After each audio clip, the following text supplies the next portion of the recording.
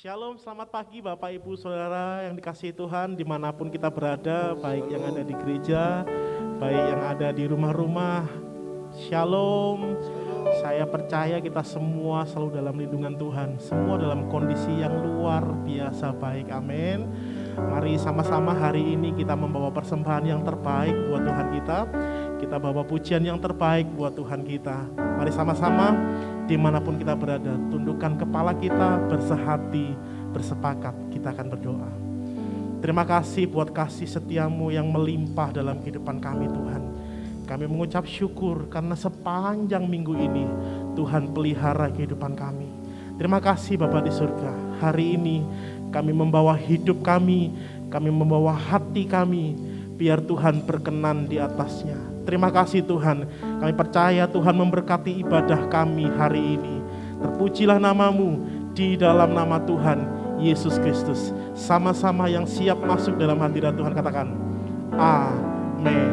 Bapak Ibu, kita akan dengarkan pengumuman.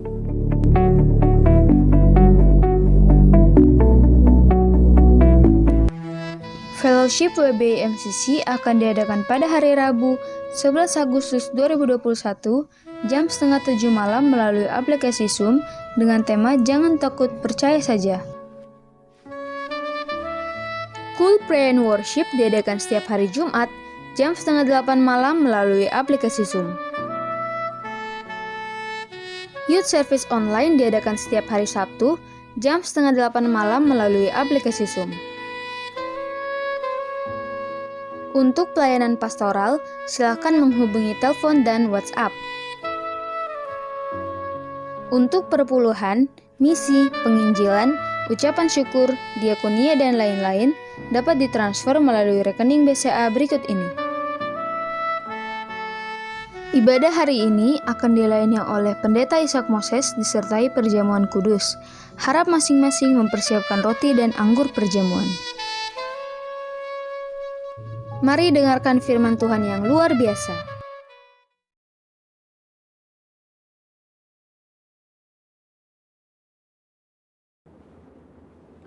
Shalom saudara, saya berharap kita semua dalam keadaan yang luar biasa.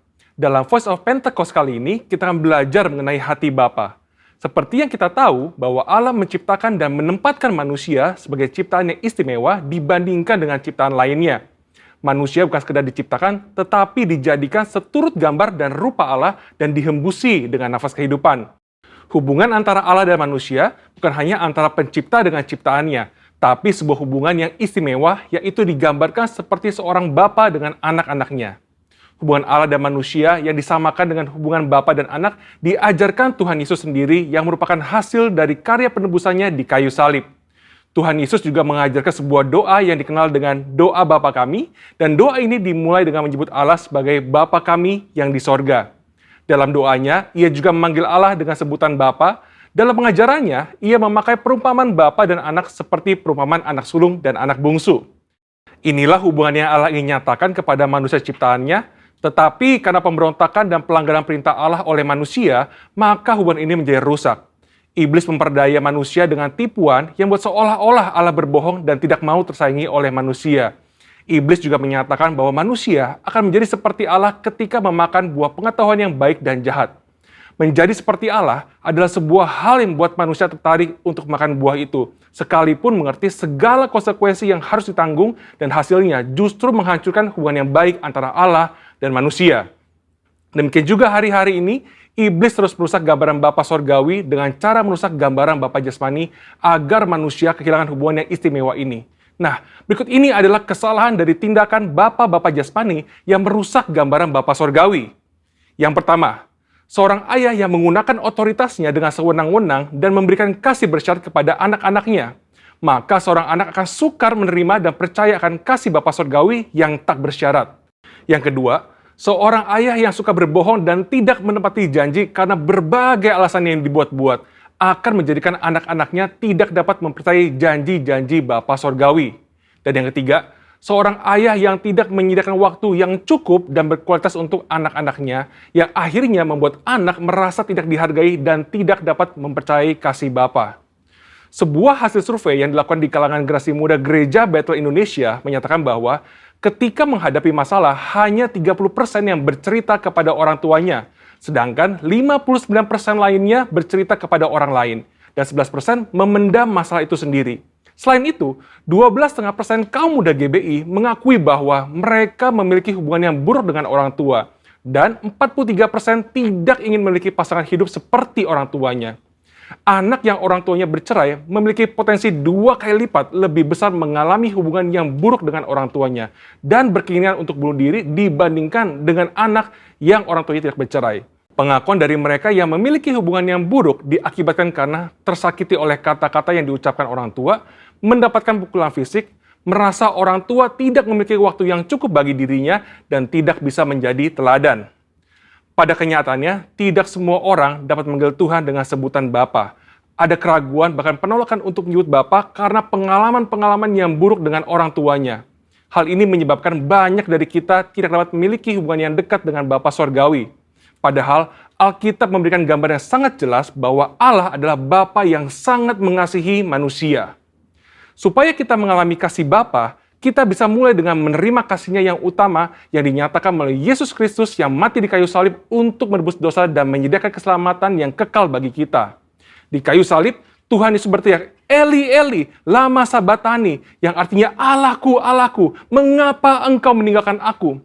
Tuhan Yesus ditinggalkan Bapanya supaya kita semua bisa diperdamaikan dengan Bapa Sorgawi dan mengalami pemulihan dalam hubungan kasih Bapa. Matius 7 ayat 11 berkata, "Jadi jika kamu yang jahat tahu memberi pemberian yang baik kepada anak-anakmu, apalagi Bapamu yang di sorga, Ia akan memberikan yang baik kepada mereka yang meminta kepadanya. Bapa di sorga tidak akan mengecewakan anak-anaknya." Kasih Bapa Sorgawi melebihi kasih seorang Bapa jasmani dan mampu memberikan yang baik kepada anak-anaknya. Dan bagian terbaiknya adalah Bapa memberikan Roh-Nya sendiri kepada anak-anaknya sebagai penasehat dan penolong. Amsal 14 ayat 26 menjanjikan bahwa dalam takut akan Tuhan ada ketentraman yang besar, bahkan ada perlindungan bagi anak-anaknya. Bapa memberikan perlindungan kepada anak-anaknya untuk bisa hidup sesuai dengan rencananya dan mencapai kesempurnaan dalam panggilannya. Maka dari itu, mari kita percaya bahwa Bapa Sorgawi adalah Bapa yang sangat mengasihi umatnya dan mengalami kasih Bapa melalui perjumpaan pribadi dan kehidupan yang berjalan bersama Dia. Mengalami janji-janji Allah dan melihat kesetiaan Allah terbukti membuat kita bisa mempercayai Dia dan mempercayakan hidup kita kepadanya. Bapa memberikan Roh Kudus-Nya agar kita percaya akan kasih Bapa dan mampu untuk mengampuni orang-orang yang pernah merusak gambaran Bapa yang baik serta memulihkan hati kita menjadi baru untuk bisa mengalami kasih Bapa yang sempurna. Saudara, untuk penjelasan lengkapnya dari tim teologi kami, silakan cek link yang ada di atas atau scan QR Code yang tersedia. Salam integritas, Tuhan Yesus memberkati.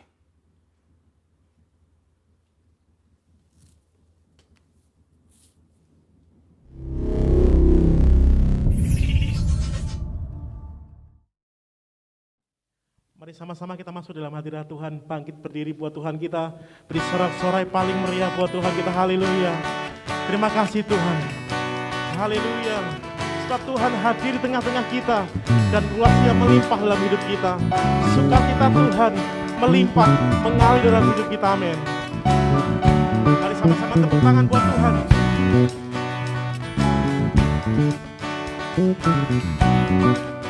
Sama-sama katakan sukacita. Terima sukacita surga, itulah kekuatan bagi jiwa. Ku dapat rasakan kasih-Nya di tengah badai yang bergelut. Terima sukacita surga, itulah kekuatan bagi jiwa. Ku dapat saksikan kuasa-Nya, taklukkan badai yang bergelora. Haleluya, Kau ada. Nyanyi dengan imanmu Bapak Ibu. Takkan patah semangatku, takkan hilang kekuatanku. Haleluya, ku mau bersorak bagimu.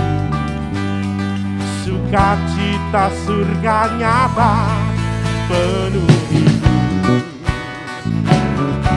Kami percaya sukacita-Mu mengalir di tengah-tengah kami Tuhan.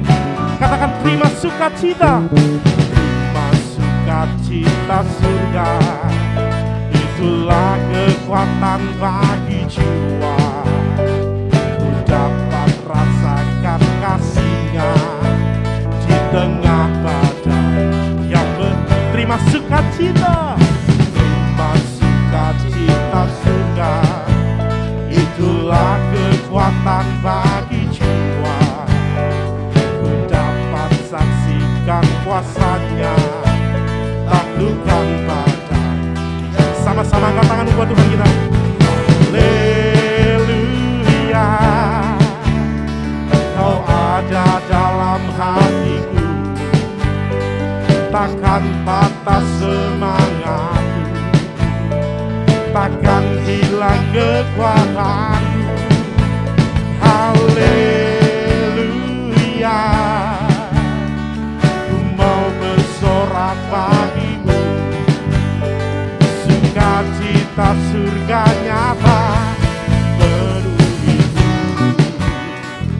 Berapa banyak kau percaya sukacita Tuhan melimpah atasmu? Tepuk tangan sama-sama buat Tuhan kita. Haleluya, terima kasih Tuhan.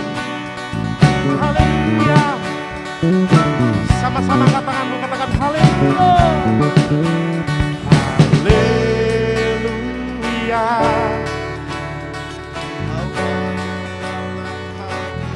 ya Tuhan, takkan patah semangatku, takkan hilang kekuatanku. Haleluya, ku mau bersorak bagimu, sukacita surga nyata. Dengan sukacita, segenap kekuatan mengatakan haleluya. Haleluya, Kau ada dalam hatiku, takkan patah semangatku, takkan hilang kekuatanku. Haleluya, ku mau bersorak bagimu, sukacita surga nyata. Sekali lagi sama-sama katakan haleluya buat Tuhan kita, katakan haleluya, Kau ada dalam hatiku, takkan patah semangat, takkan hilang kekuatan. Haleluya, ku mau bersorak bagimu, sukacita surga nyata penuhi. Katakan sukacita surga nyata, sukacita surga nyata penuhiku. Oh, sukacita surga nyata penuhiku. Terima kasih Tuhan. Haleluya. Sorak-sorai paling meriah buat Raja kita. Dia sumber sukacita kita, amin. Dipersilakan untuk kembali Bapak Ibu. Mari sama-sama kita masuk dalam hadirat Tuhan. Bawa hidup kita, bawa persembahan kita yang terbaik buat Tuhan kita. Terima kasih Tuhan. Sebab tidak ada yang lain yang kami miliki selain Kau di surga Tuhan. Selain Kau tiada yang lain, hanya Kau milikku di surga. Sekalipun dagiku lenyap, hati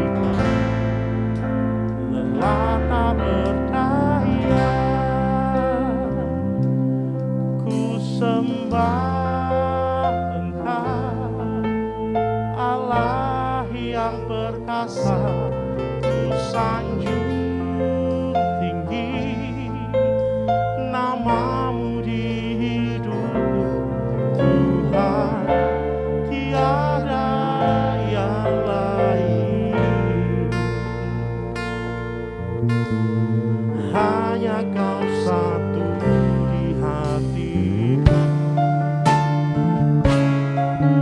Kaulah kerinduan kami hari ini Tuhan, bahwa kami masuk dalam hadirat-Mu lebih lagi. Mari sama-sama naikkan pujian buat Tuhan kita Bapak Ibu. Selain Kau tiada yang lain, hanya Kau milikku di surga. Sekalipun pagiku lenyap hatiku, lelah tak berdaya, ku sembah Engkau, Allah yang perkasa, ku sanjung tinggi namamu di hidupku Tuhan, tiada yang lain. Hanya Kau satu di hati. Katakan kami sembah Engkau Tuhan, ku sembah Engkau, Allah yang perkasa, ku sanjung tinggi namamu di hidupku Tuhan, tiada yang lain. Hanya Kau satu di hati. Ku sembah Engkau,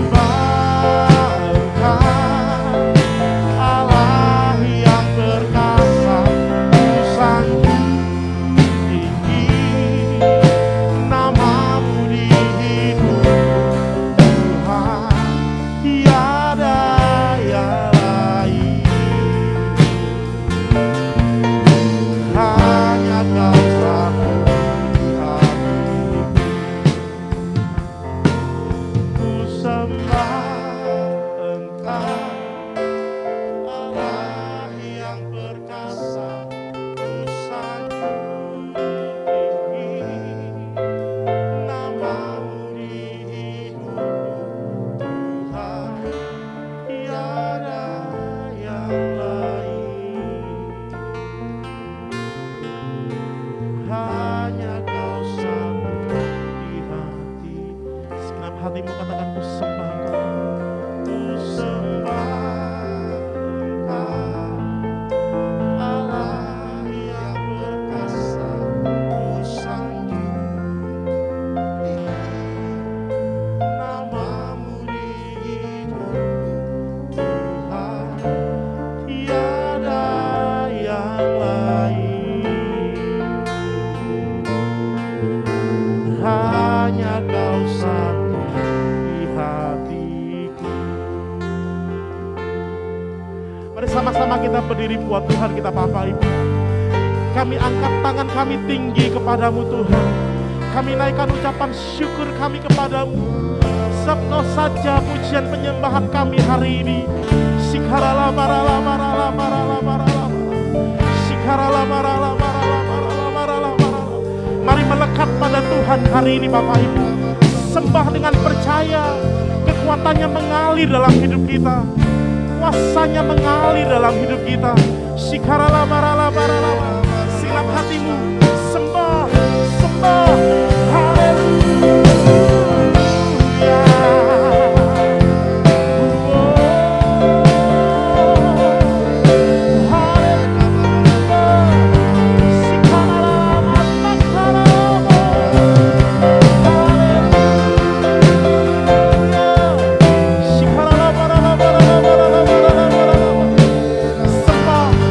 Sampai sesuatu terjadi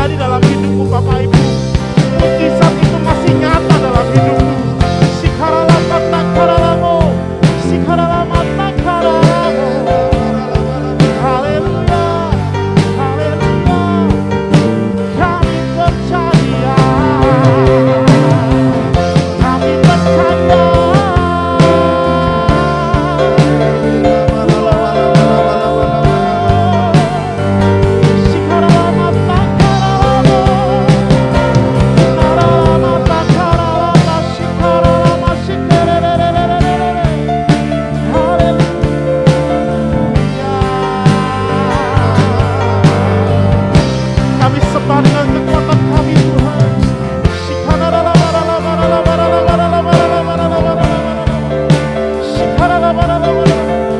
Kuasa-Mu mengalir di tengah-tengah kami, waktu yang Kau kasihi. Dimanapun kami berada Tuhan, kami tahu Tuhan ada di tengah-tengah kami. Tuhan menjamah hidup kami.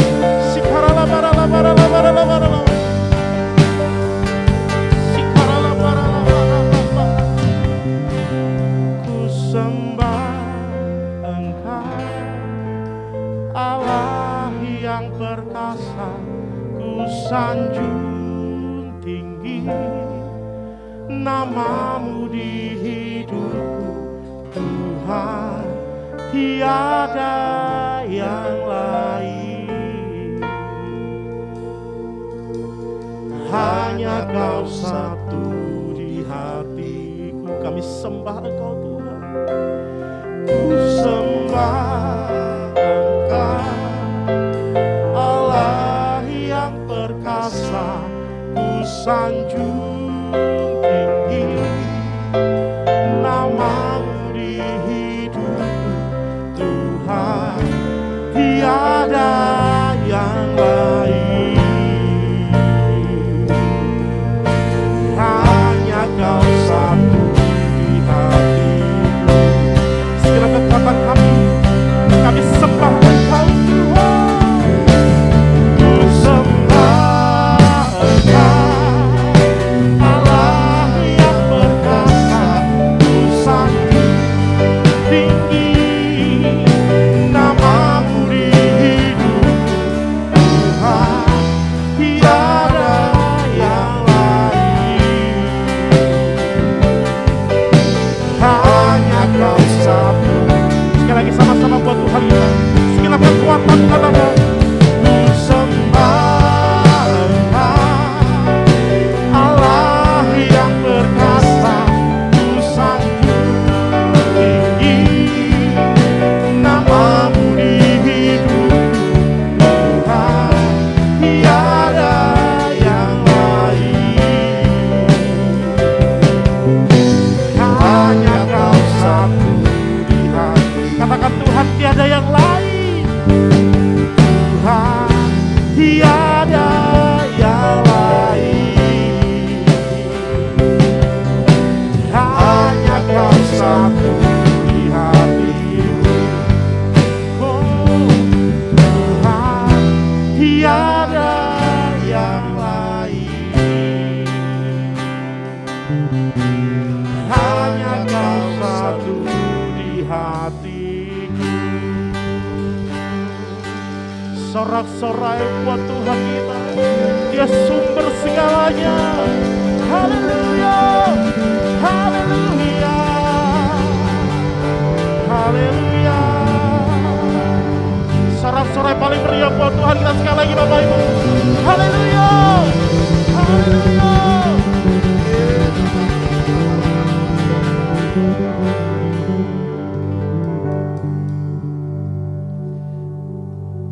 Engkau segala-galanya.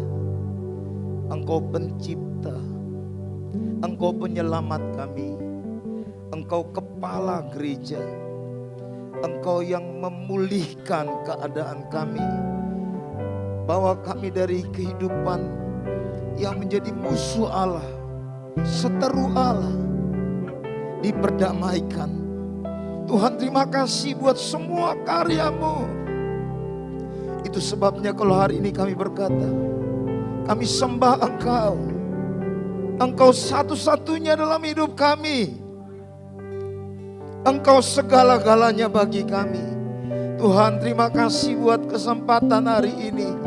Kami boleh menghadap hadirat-Mu. Kami berdiri di hadapan-Mu. Kami tinggikan Engkau ya Aba. Tuhan, kami mau mendengar pesan-pesan-Mu. Terus berbicara dan tuntun hidup kami. Kami butuh firman-Mu. Sebab firman itu pelita buat kaki kami dan terang bagi jalan kami. Tuhan, urapi hamba-Mu ini ya Aba. Supaya apa yang Kau mau kami mengerti, kami dengar. Tuhan, karena Roh Kudus yang menolong, kami dibuat paham. Sehingga Tuhan kami boleh menerapkan itu dalam hidup kami. Terima kasih Tuhan, terima kasih. Kami siap mendengarkan firman dalam nama Tuhan Yesus Kristus. Haleluya, haleluya. Mari yang siap sama-sama katakan amin. Berikan tepuk tangan yang paling meriah buat Tuhan Yesus. Lebih meriah lagi. Katakan haleluya. Haleluya, haleluya.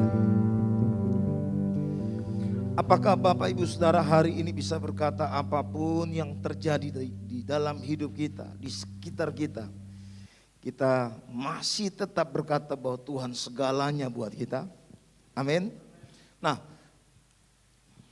bulan ini Bapak Ibu Saudara, gembala sidang kita mengingatkan kita kembali kepada proses bagaimana kita pertama kali ikut Tuhan Yesus. Kita diingatkan tentang kembali kepada kasih yang mula-mula. Awal bulan Agustus ini kita diingatkan tentang bagaimana melakukan kehendak Tuhan pada zaman ini. Dan itu dihubungkan dengan keadaan hari-hari ini. Atau dihubungkan dengan waktu-waktu menjelang kedatangan Tuhan Yesus. Nah, hari ini saya mau ajak kita bahas satu teks. Karena minggu depan kita akan terima pesan itu langsung dari gembala sidang kita, yaitu Pak Niko. Saya mau ajak Bapak Ibu Saudara untuk kita kembali kepada bagaimana sebenarnya sebagai orang percaya kita berjalan ikut Tuhan. Mari kita buka bagian firman Tuhan dari Kolose pasal yang kedua.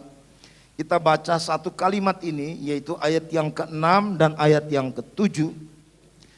Kamu telah menerima Kristus Yesus Tuhan kita. Karena itu hendaklah hidupmu tetap di dalam Dia.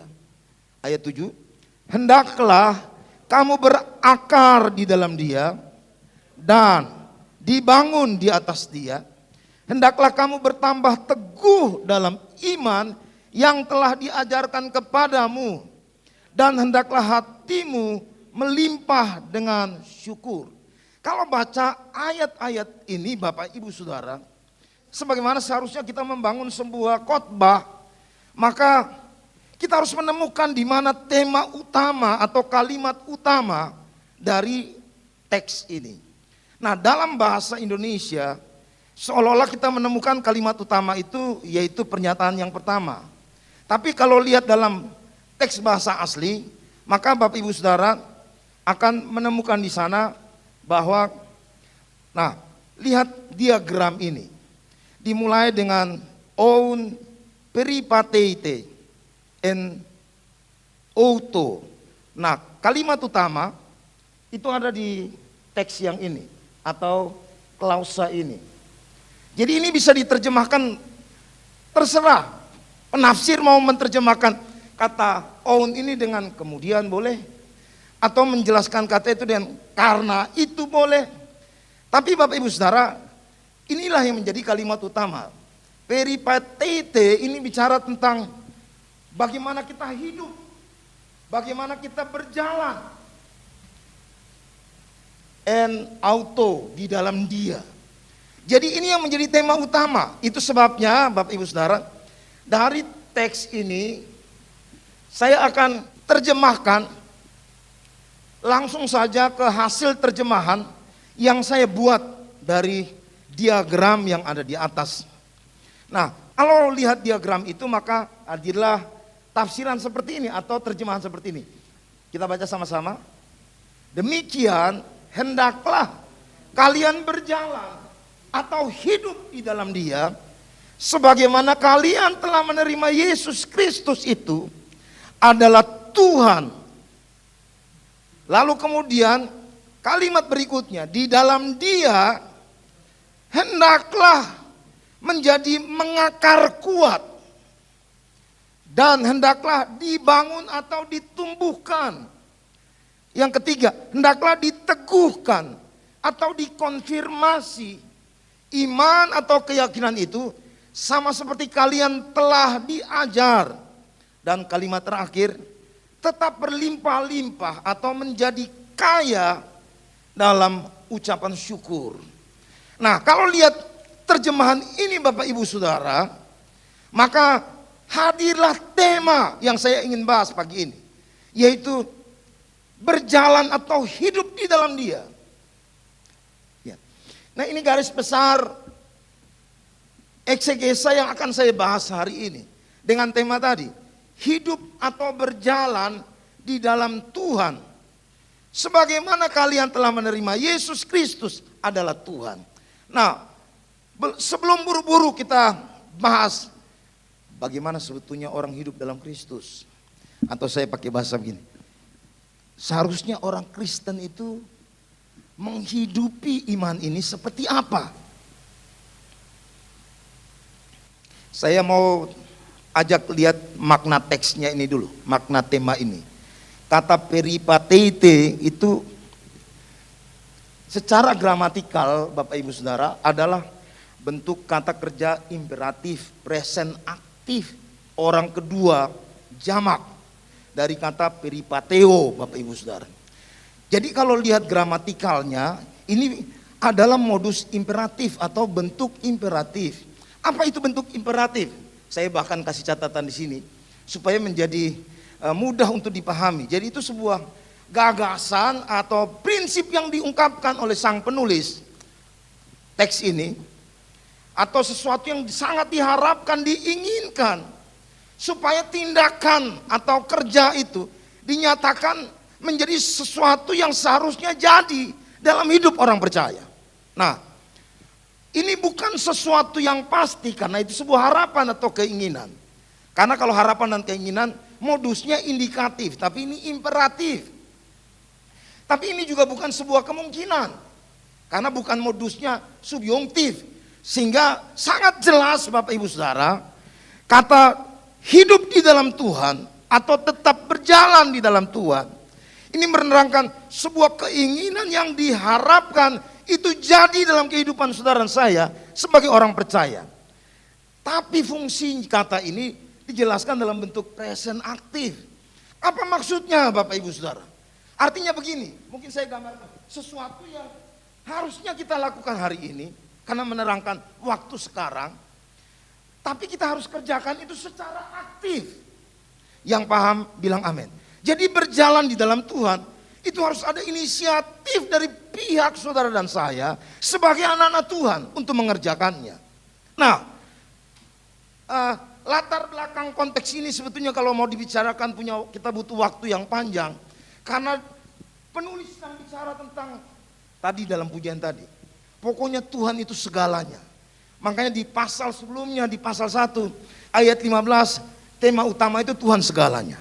Yang paham katakan amin. Tapi penulis sedang melatar belakangi bahwa Tuhan itu segalanya. Itu sebabnya buat kita yang sudah terima Tuhan. Nah, tidak buru-buru, kata terima Tuhan tadi Bapak Ibu Saudara, sebagaimana telah menerima Tuhan, itu adalah bentuk, ya, saya balik ke atas. Nah, Bapak Ibu Saudara kalau lihat kata ini, parelabete ini Bapak Ibu Saudara, ini adalah bentuk auris. Tapi ini indikatif, jadi artinya begini, sesuatu yang pasti yang dialami oleh pribadi yang bersangkutan, yang telah dialami oleh pribadi yang bersangkutan. Jadi hari ini kita harus pastikan, bicara kita berjalan ikut Tuhan, kita harus pastikan apakah kita sudah atau telah menerima Kristus itu dalam hidup kita. Itu menggambarkan kepastian itu buat saudara dan saya.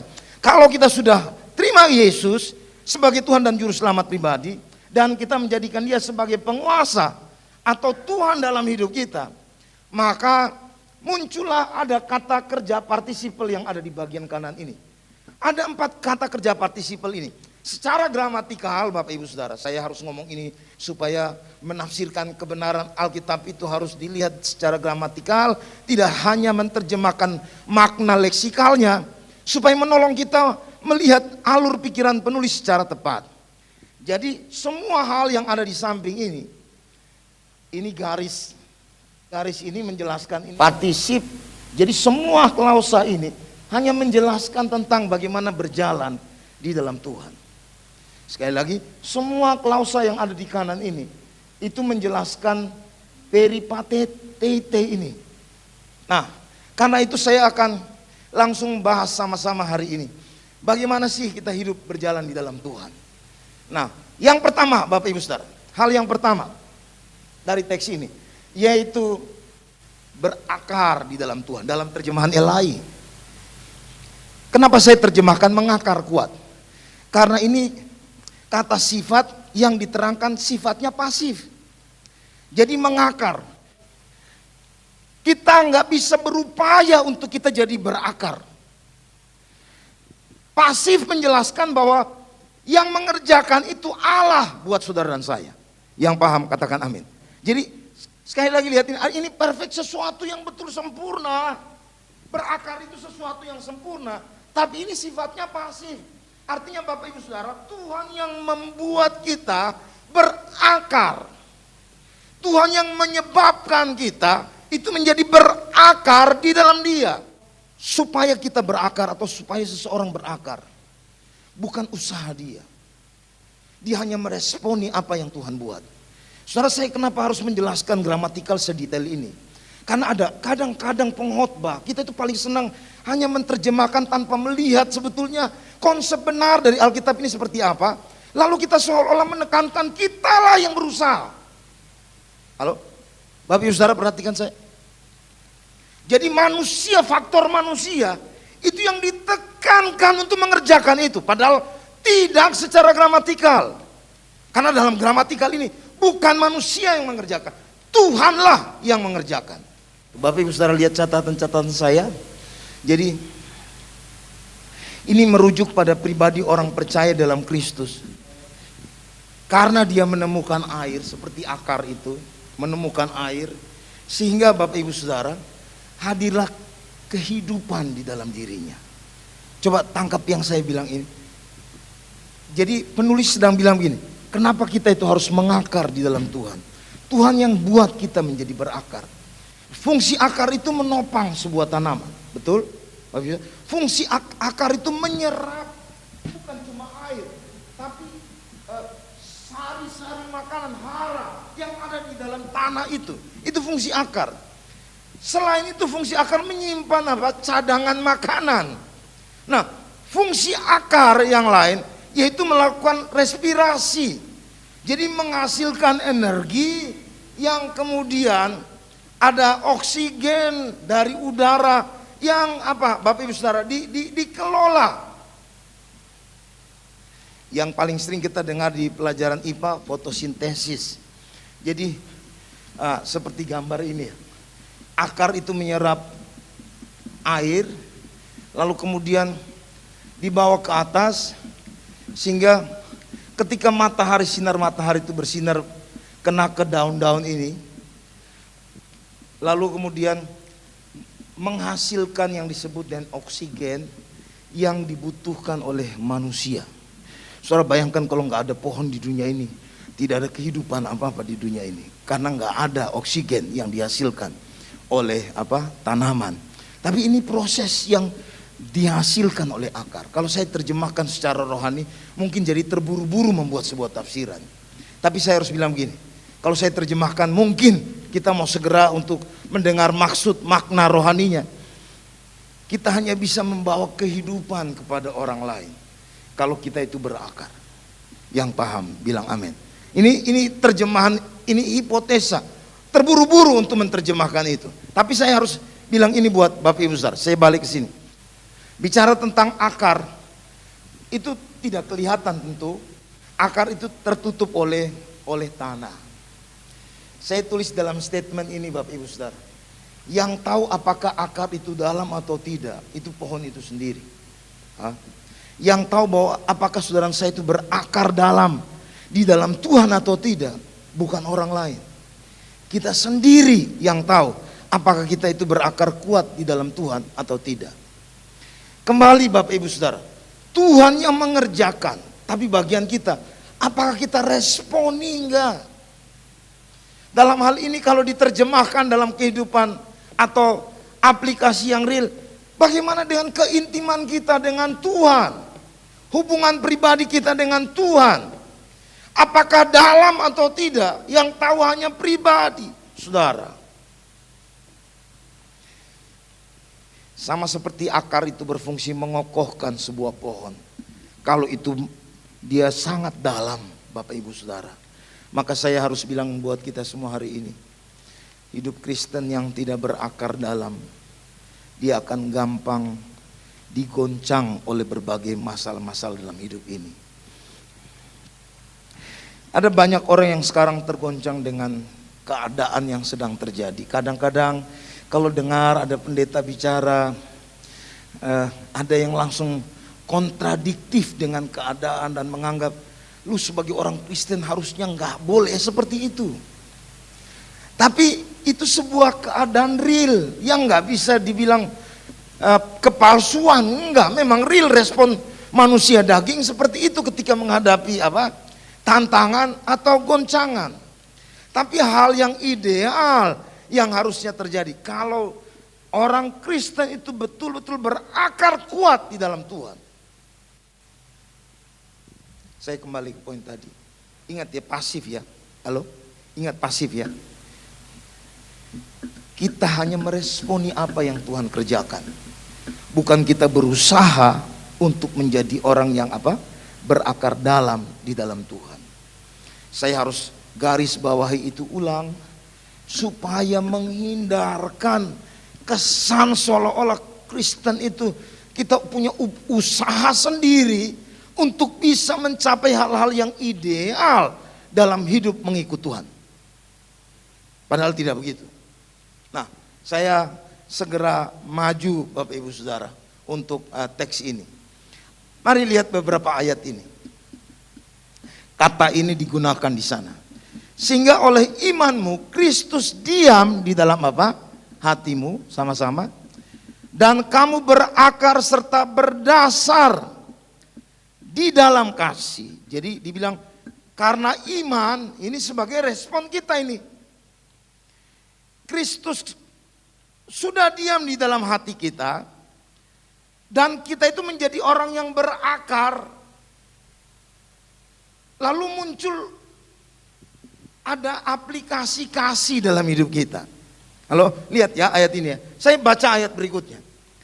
Apabila akarnya menjadi tua, di dalam tanah dan tunggulnya mati di dalam debu, ayat 9, Ayub pasal 14, maka bersemilah ia setelah diciumnya air dan dikeluarkannya lah ranting seperti semai. Jadi rupanya Bapak Ibu Saudara, ini Ayub ini sebuah genre puisi Bapak Ibu Saudara. Tapi dia sedang bilang bahwa selama masih akar itu masih ada dalam tanah, asal dia cium air ya, itu langsung bisa menghasilkan sesuatu yang keluar ranting seperti semai.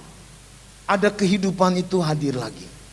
Saya hari ini harus bilang buat kita semua Bapak Ibu Saudara, ini idealnya jadi orang yang mengikuti Tuhan. Ingat hal yang pertama ini, kita dalam catatan Alkitab berakar di dalam Dia, mengakar di dalam Dia, karena Tuhan yang mengerjakannya. Selama kita akar itu dalam, ini tafsiran saya, selama akar itu dalam dan menemukan air, maka ada kehidupan di sana. Mari jadi orang Kristen yang minta responi Tuhan. Dan hari ini kita berkata, saya mau intim dengan Tuhan.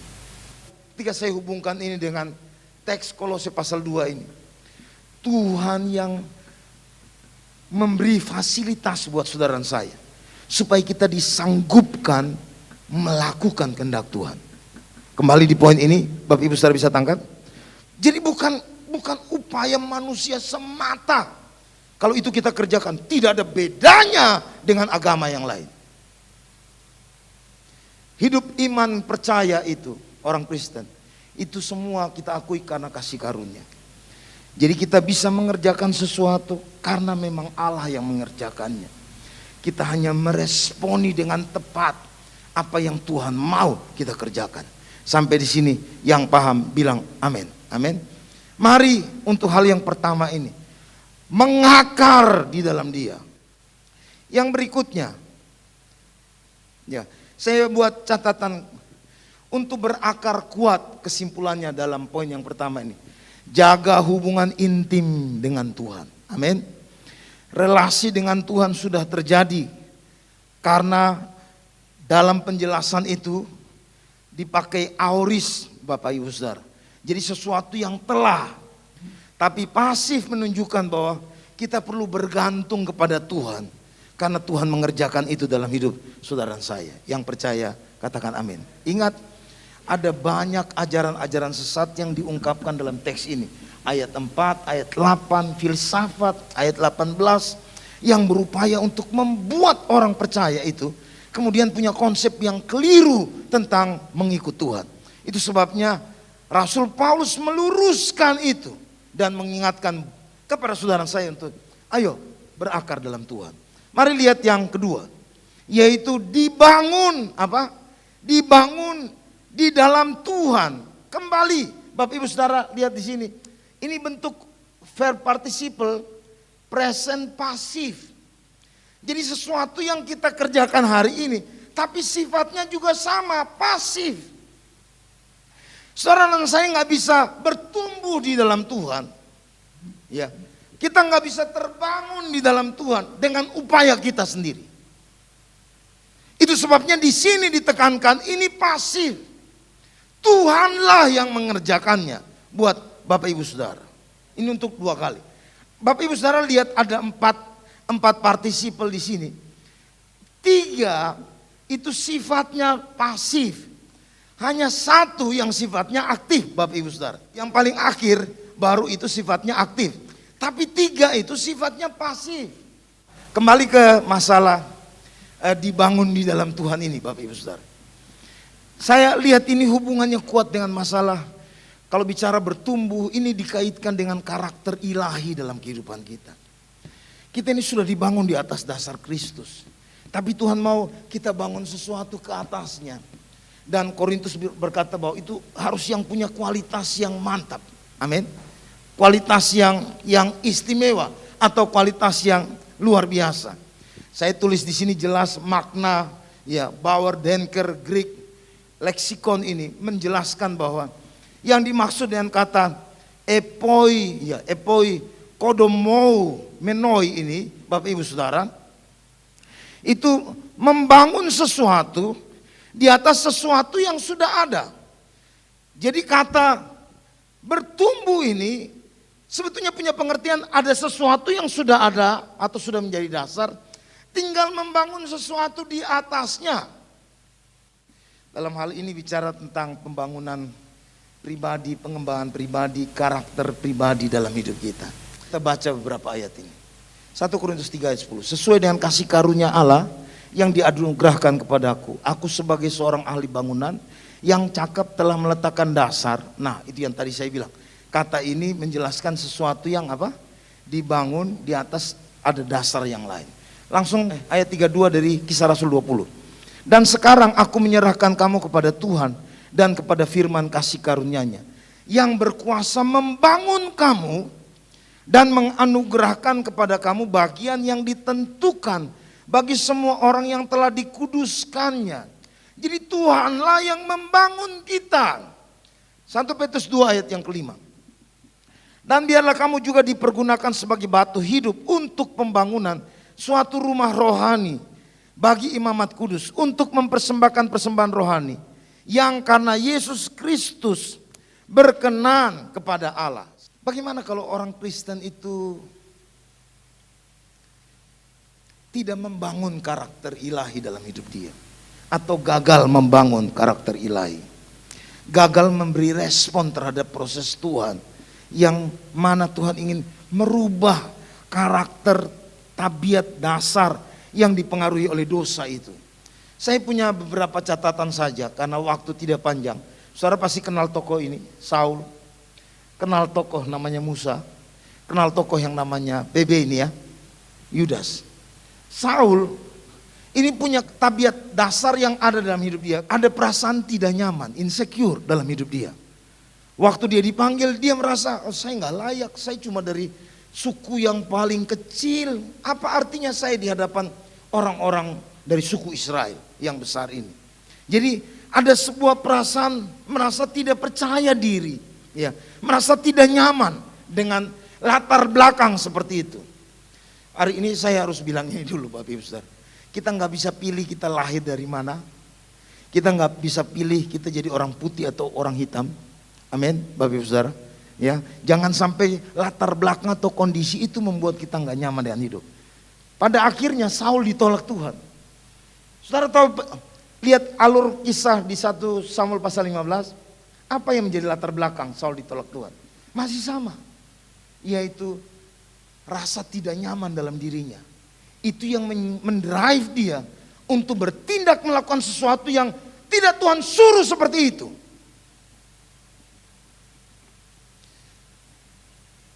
Bagaimana dengan Musa? Musa ini orang yang tidak bisa menguasai emosi dia. Sehingga berulang-ulang, Bapak Ibu Saudara kalau coba nonton film 10 perintah Tuhan itu. Lihat bagaimana karakter Musa, itu dijelaskan di sana.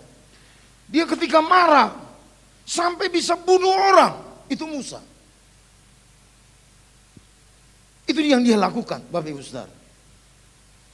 Sehingga waktu dia ditolak Tuhan, hadir perkara yang sama. Hanya gara-gara udah nggak tahan dengan orang Israel yang minta, ayo kasih air dong. Kenapa kau bawa kami ke sini? Kenapa kami harus mati di sini? Kenapa nggak tinggal di Mesir saja? Lalu ketika mereka bereaksi begitu, Tuhan bilang, kau kumpulin mereka di depan mereka, kau omong kepada batu itu, maka keluar air. Tapi yang Musa buat, emosi dia nggak bisa kendalikan di situ. Dia ambil kayu, sebelum dia pukul dia bilang, apakah saya harus berikan air buat kalian minum? Padahal yang kasih air minum orang Israel siapa? Apa Musa yang kasih? Bukan, Tuhan yang kasih. Tapi dia mulai kelihatan ya Bapak Ibu Saudara, di kondisi yang begitu terjepit, ego lama dia itu hadir lagi. Bagaimana dengan pribadi saudara? Apakah kita sedang bertumbuh dalam karakter ilahi? Kalau enggak, mari minta Tuhan, Tuhan saya mau bertumbuh. Bukankah Tuhan yang mengerjakannya? Saya mau jadi orang yang menjadi serupa dengan Kristus. Saya mau tabiat daging, tabiat lama itu dihancurkan oleh Tuhan, diubah menjadi sesuatu yang baik. Sama-sama yang mau mengalami itu, katakan amin. Amin. Ingat, saya kasih ingat sekali lagi. Musa ditolak Tuhan, Saul kemudian ditolak Tuhan. Yudas juga punya kelakuan yang sama.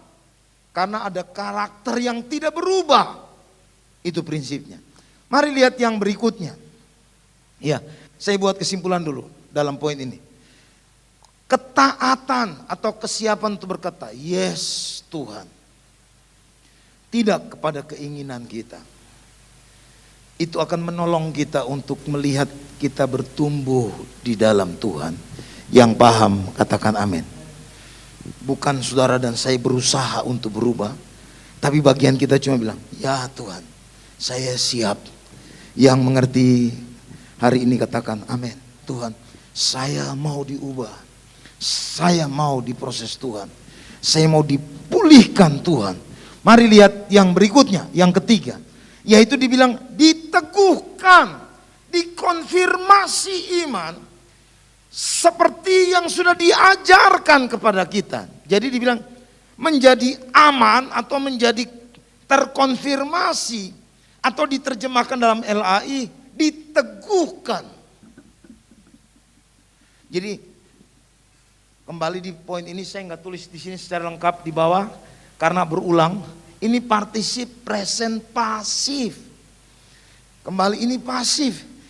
Kita hanya bisa jadi orang yang iman kita terkonfirmasi atau diteguhkan karena Allah yang mengkonfirmasinya. Amin. Allah yang mengerjakannya buat saudara dan saya.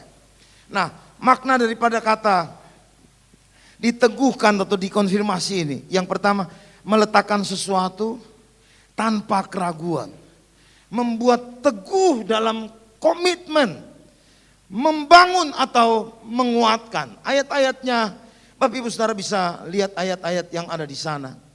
Tapi saya harus segera bilang buat Bapak Ibu Saudara. Kembali di poin ini, kalau baca ayat-ayat ini, lihat Allah meneguhkan kesaksian mereka. Oleh apa? Tanda-tanda Tuhan yang meneguhkan iman kita itu. Yang percaya katakan amin. Hari ini apa yang saudara imani? Saya percaya Tuhan yang akan mengerjakan itu sehingga membuat kita akhirnya menjadi mantap dengan Tuhan. Karena Dia yang buat tanda-tanda, mujizat-mujizat atau berbagai penyataan kuasa dalam hidup saudara saya. Ibrani 2 ayat yang keempat. Ibrani 13 ayat 9a dibilang begini, jangan kamu disesatkan oleh berbagai ajaran asing. Sebab yang baik ialah bahwa hati kamu diperkuat dengan apa? Kasih karunia yang buat itu menjadi teguh. Lalu kemudian 1 Korintus 1 ayat 20-21. Mari baca sama-sama ayat ini. 1, 2, 3. Sebab Kristus adalah yes bagi semua janji Allah. Itulah sebabnya oleh Dia kita mengatakan amin untuk memuliakan Allah. Sebab Dia yang telah meneguhkan kami bersama-sama dengan kamu dalam Kristus adalah Allah yang telah mengurapi, memeteraikan tanda miliknya atas kita dan memberikan Roh Kudus di dalam hati kita sebagai jaminan dari semua yang telah disediakan untuk kita. Kembali dalam poin ini. Iman yang ada dalam diri saudara saya atau keyakinan yang ada dalam diri saudara saya, Tuhanlah yang bangun itu, Tuhanlah yang tumbuhkan itu, Tuhanlah yang apa? Kokohkan itu. Yang paham katakan amin. Itu sebabnya mari hari ini saya akan tutup dengan poin yang paling akhir. Ini bentuk partisip present aktif. Dari kalau yang tadi tiga-tiganya pasif, sekarang yang terakhir ini aktif. Ternyata saya harus bilang ini, ya yang terakhir ini. Untuk mengucap syukur, kitalah yang harus aktif melakukannya.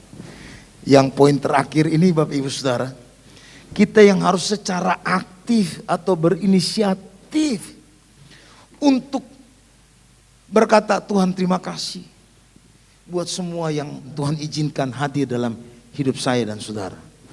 Kalau itu kita lakukan, mari perhatikan makna di sini. Memiliki kelimpahan, berlimpah, kaya dalam segala sesuatu. Menjadi luar biasa atau menonjol, unggul dalam segala sesuatu. Menyebabkan sesuatu atau ada dalam kelimpahan atau menyebabkan berlimpah. Kata itu dipakai dan dihubungkan kepada hal mengucap syukur. Saya mau tutup hari ini dengan kesimpulan ini Bapak Ibu Saudara. Kita nggak bisa atur situasi supaya jadi seperti yang kita mau. Yang paham bilang amin. Amin. Saudara nggak bisa bilang Tuhan saya mau COVID ini berhenti, yang ini berhenti karena saya mau yang begini. Kita nggak bisa atur. Yang atur Tuhan. Yang bisa kendalikan Tuhan. Yang bisa kita atur dalam hidup kita yaitu atur hati kita untuk berespon seperti yang Allah mau. Yang paham bilang amin. Saudara bisa atur hati saudara untuk bilang gini, udah dalam keadaan apapun saya mau bersyukur. Dalam kesulitan saya harus mau bersyukur. Dan untuk yang bagian ini kembali saya harus garis bawahi, kitalah yang mengerjakannya. Saudara dan saya yang harus mengerjakannya. Nah, ada statement yang saya garis bawahi di sini. Sumber ucapan syukur kita itu ada pada tetap Yesus adalah senter. Apakah kita puas di dalam Yesus atau enggak? Baca kembali secara lengkap Kolose Bapak Ibu Saudara. Saudara lihat di situ. Ini kalau yang selalu doa pagi dengan saya beberapa waktu yang lalu, kita kemudian buat bahan itu berturut-turut Bapak Ibu Saudara. Itu ada di ayat 9 sampai ayat yang ke-15. Yaitu yang pertama, di dalam Dialah berdiam seluruh kepenuhan kealahan. Lalu kemudian ayat 10 bilang begini, Dialah kepala semua pemerintahan dan penguasa. Ayat 11, di dalam Dia kita telah disunat. Ayat 12 dibilang begini, di dalam Dia kita telah dikuburkan dalam baptisan. Ayat yang sama, di dalam Dia kita telah dibangkitkan. Ayat yang berikutnya, masih ayat 12, di dalam Dia surat hutang kita telah dihapuskan. Lalu di ayat 15, di dalam Dia kita beroleh kemenangan terhadap kuasa si jahat. Masih ada banyak konteks yang lain yang berkaitan dengan siapa Kristus buat saudara dan saya.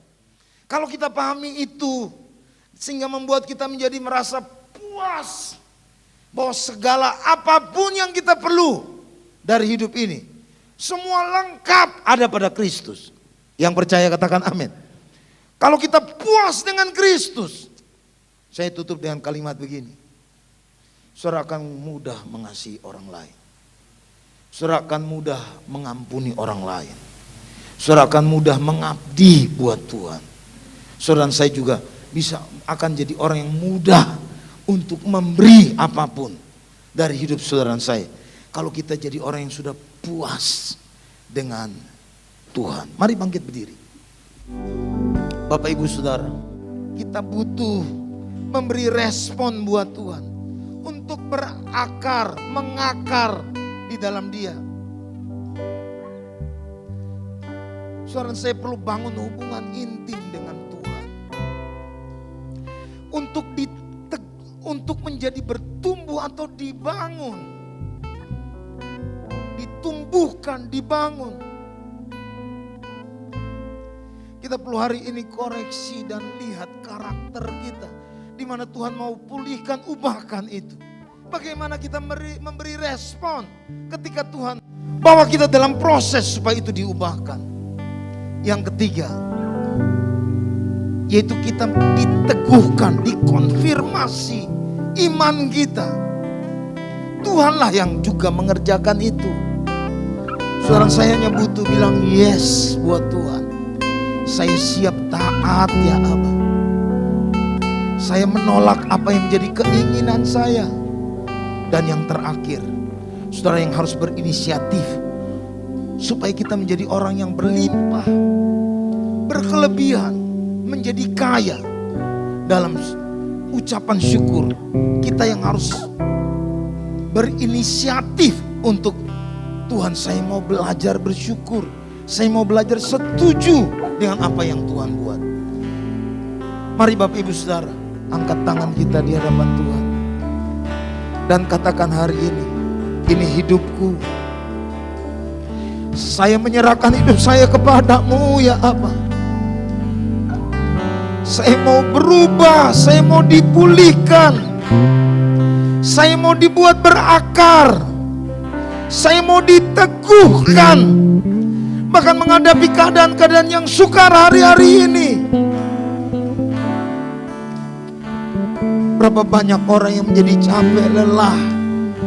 Mari izinkan Tuhan yang mengerjakan, meneguhkan imanmu, meneguhkan keyakinanmu. Bagianmu hanya berkata, Tuhan, saya mau bersyukur. Saya mau bersyukur dalam segala keadaan.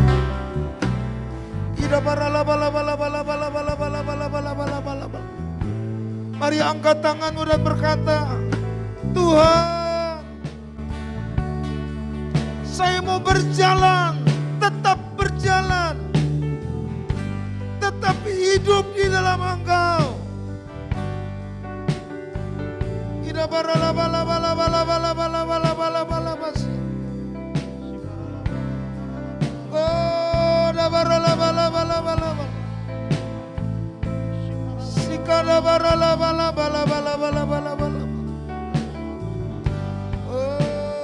Kaulah segalanya, Kaulah segalanya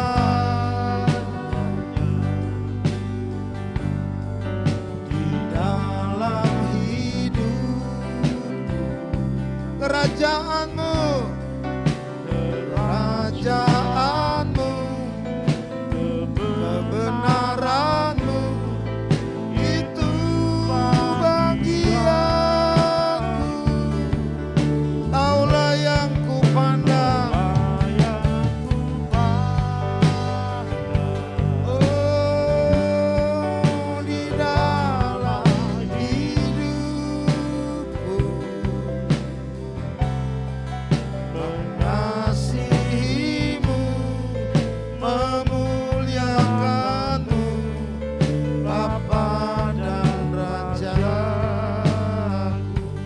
mengasihimu, mengasihimu,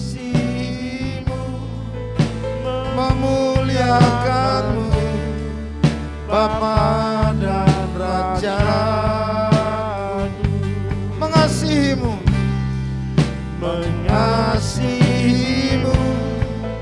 memuliakanmu,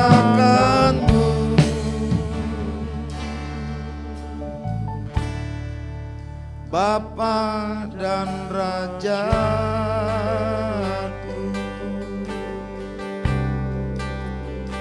Kita berikan tepuk tangan buat Tuhan Yesus.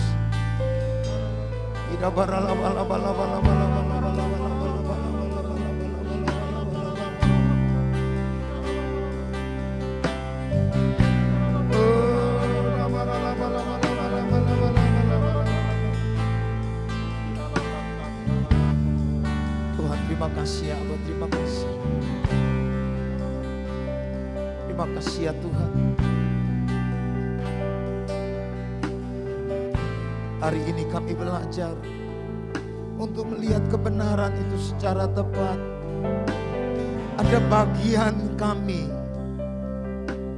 ada bagian Allah yang mengerjakan dalam hidup kami, sehingga tidak membuat kami menjadi putus asa ketika kami melihat kegagalan demi kegagalan. Kami mau beri respon yang tepat kepada Tuhan, supaya apa yang Tuhan kerjakan itu sungguh-sungguh mencapai keadaan yang maksimal dalam hidup kami. Terima kasih ya Aba, terima kasih. Kami akan masuk dalam perjamuan kudus. Tuhan, ampuni kami ya Aba. Mari Bapak Ibu Saudara, kalau ada salah dan dosa, bereskan itu di hadapan Tuhan. Kalau ada kegagalan yang saudara buat dan saudara tahu itu melanggar, itu membuat hati Tuhan menjadi berduka, mari bereskan di hadapan Tuhan. Dan mari kita berdoa bersama-sama. Tuhan, kami ini orang berdosa sebelum kami mengenal Engkau. Upah dosa itu maut, tapi karena kasih Tuhan Yesus, Engkau mati bagi kami. Sehingga ketika kami datang mengakui karya-Mu, percaya kepadamu, kami dibenarkan, kami diampuni, kami diselamatkan, kami diangkat menjadi anak-anak-Mu, bahkan dijadikan pewaris-pewaris dari kasih karunia. Tuhan, sungguh baik Engkau bagi kami ya Aba. Hari ini layakan kami ya Aba. Ampuni pelanggaran yang kami buat ya Tuhan. Biar kami berkenan untuk bersekutu dengan tubuh dan darah-Mu. Berkati ya Aba, roti dan anggur yang menjadi lambang tubuh dan darah-Mu, di dalam nama Tuhan Yesus Kristus. Haleluya. Amin.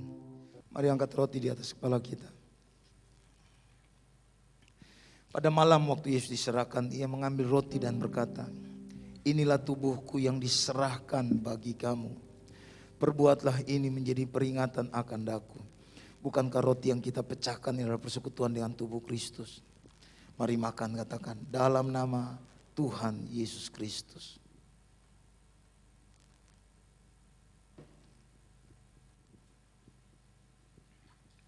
Mari angkat anggur di atas kepala kita. Demikian juga Ia mengambil cawan sudah makan dan berkata, cawan ini adalah perjanjian baru yang dimeteraikan oleh darahku. Perbuatlah ini setiap kali kamu meminumnya menjadi peringatan akan daku.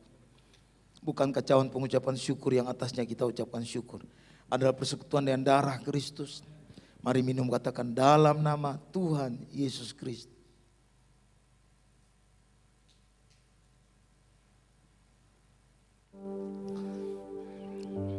Tuhan, terima kasih. Terima kasih buat semua hal yang Kau kerjakan dalam hidup kami ya Aba.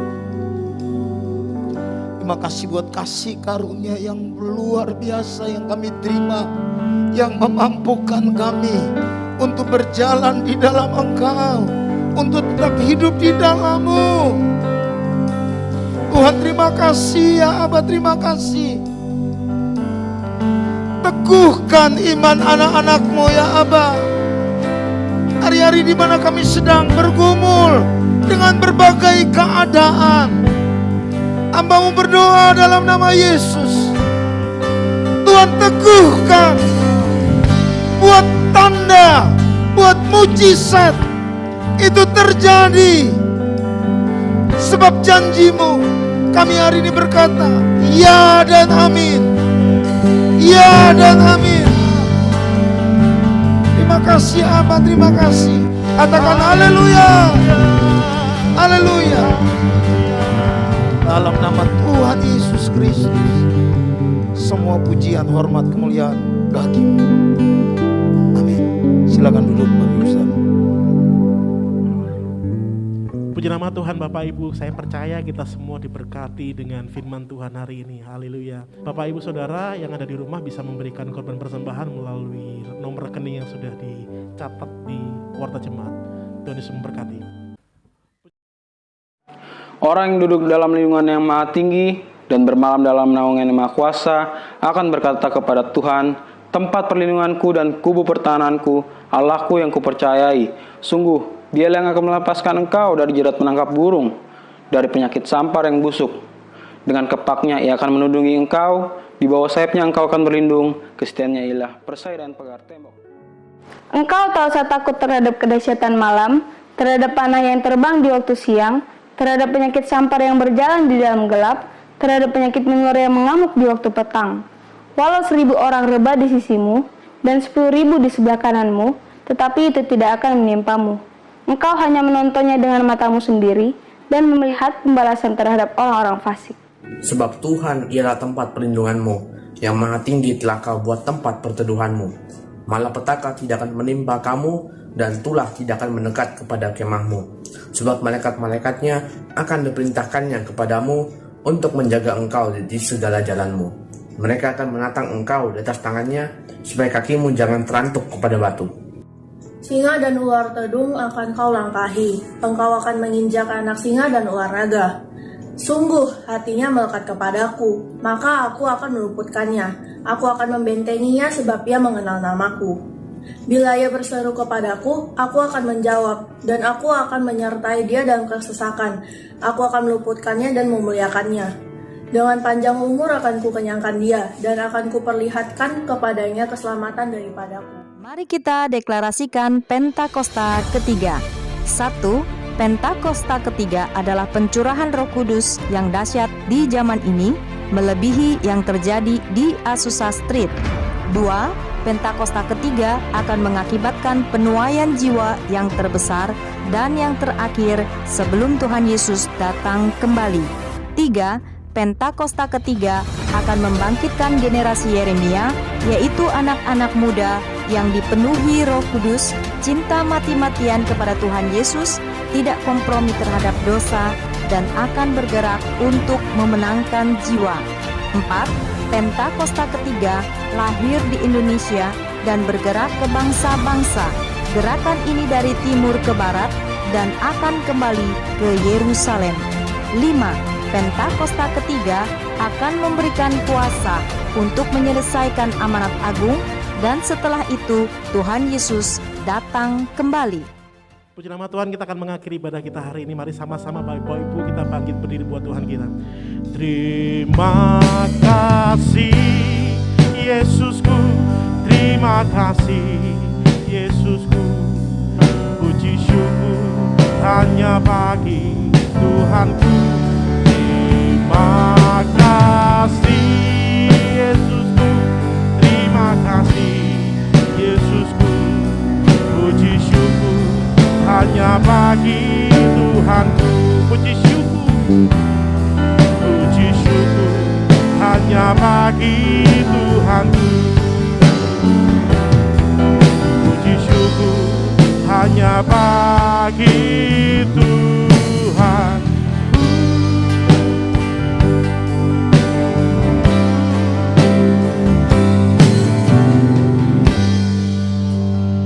Bapa, di dalam nama Tuhan Yesus, dengan perantaraan Roh-Mu yang kudus, kami tak henti-hentinya datang ke hadapan hadirat-Mu. Kami mengucap syukur dan berterima kasih akan apa yang sudah terjadi di dalam kehidupan kami. Karena kami percaya Tuhan, Engkau selalu menyertai kami. Engkau yang bekerja di dalam kehidupan kami Bapa. Terima kasih Bapa, terima kasih. Pada saat ini Tuhan, kami mau berdoa buat Bapak-Bapak rohani kami, Bapak Insinyur Niko Nyotora Harjo dan keempat wakilnya, Karayon kami, Bapak Pendeta Budi Sastra, dan juga Bapak Pendeta Ishak Moses, Gembala jemaat di tempat ini Tuhan. Tuhan, kami percaya Tuhan, kemanapun Engkau menyuruh mereka menjangkau jiwa-jiwa ya Aba, dan banyak mujizat yang terjadi dimanapun mereka beribadah Tuhan. Terima kasih Bapa, Engkau urapi, Engkau berkati rumah tangga mereka masing-masing Bapa. Terima kasih Bapa, terima kasih. Kami juga berdoa buat jemaat GBI MCC di tempat ini Tuhan, dimanapun mereka berada, yang lagi mengikuti Tuhan, Engkau berkati, Engkau urapi mereka Tuhan. Di dalam masa pandemi dan krisis ekonomi ini Tuhan, Engkau lindungi, Engkau sertai mereka Tuhan. Engkau bukakan tingkap-tingkap langit dan Engkau mencurahkan berkat-Mu berkelimpahan di atas rumah masing-masing. Yang sakit Engkau sembuhkan, Engkau kuatkan ya Bapa. Terima kasih Bapa, terima kasih. Kami juga bersahati berdiri buat bangsa kami Indonesia, buat kota kami Makassar. Kami berdoa buat Bapak Presiden, Wakil Presiden, para menteri dan para pejabat pemerintah di bangsa kami, Gubernur, Wali Kota, Bupati, Camat, Lurah, RT, RW. Tuhan, Engkau berkati mereka, berikan hikmat kepada mereka. Apapun kebijaksanaan yang mereka keluarkan Tuhan, kami rakyat-Mu patuh dan turut ya Bapa. Engkau urapi mereka, berkati rumah tangga mereka masing-masing. Kami juga berdoa buat kota kami Makassar, Engkau berkati kota kami.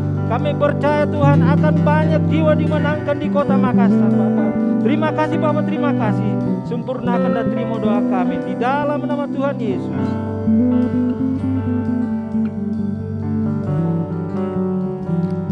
Mari arahkan hati, angkat dua tanganmu dan terima berkat Tuhan. Tuhan menyertai engkau dan melindungi engkau. Tuhan menyinari wajahnya dan beri engkau kasih karunia. Tuhan mengadahkan wajahnya kepadamu dan memberi engkau damai sejahtera. Diberkatilah hidupmu, keluarga, usaha, pekerjaan, pendidikan. Engkau berhasil, engkau jadi kepala, engkau jadi orang yang berpengaruh dan jadi berkat bagi banyak orang. Dalam nama Tuhan Yesus Kristus, mari semua yang menerima berkat Tuhan ini sama-sama katakan amin. Tuhan memberkati.